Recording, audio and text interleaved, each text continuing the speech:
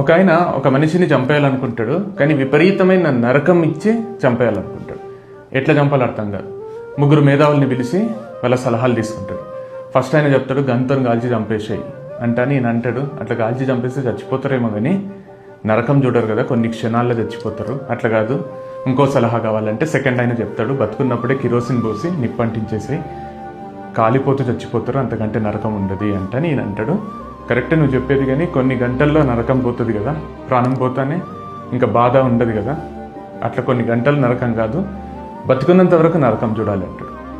అప్పుడు తాడాయన వచ్చి చెప్తాడు, నువ్వు వాళ్ళ జీవితంలోకి పో, వాళ్ళకు చెప్పలేనంత ఆనందాలను పంచు, వాళ్ళ ప్రపంచం నువ్వైపోయేటట్టు చెయ్యి, వాళ్ళకి ఎన్నో కళలు చూపియ్యు, జీవితం ఇంత బాగుంటుందా అనిపించేటట్టు చెయ్యు. ఆ తర్వాత వాళ్ళకి చెప్పకుండా వాళ్ళని వదిలేసి వచ్చేసేయి, వాళ్ళ జీవితంలో నుంచి మాయమైపో. అప్పుడు వాళ్ళకి నరకం ఉంటుంది చూడు, వాళ్ళు బతుకున్నంత వరకు నరకం అనుభవిస్తూ చచ్చిపోతారు అని చెప్తాడు. ఇక్కడితో నీ కథ అయిపోతుంది. కానీ ఒకసారి ఆలోచిస్తే నిజమే కదా, ఏది ఇయ్యనంత బాధ ఒకరు నమ్మించి ద్రోహం చేస్తేనో ప్రేమించి మోసం చేస్తేనో అవుతుంది. అది నరకం కంటే ఏం తక్కువ కాదు. అట్లాంటి బాధను మీరు ఎవరికి పెట్టకండి, అట్లా తెలిసి ఒకరిని మోసం చేయకండి. ఒకరి జీవితంలోకి పోయి వాళ్ళకు ఇదే ప్రపంచం అనిపించేటట్టు చేసి వాళ్ళని వదిలేసి వచ్చేస్తే వాళ్ళు బతుకుంటారేమో కానీ చచ్చిపోయినట్టే. ఆ నరకంతో చావు కోసం వెయిట్ చేస్తూ బతుకుతారు, అంతకంటే నరకం ఉండదు.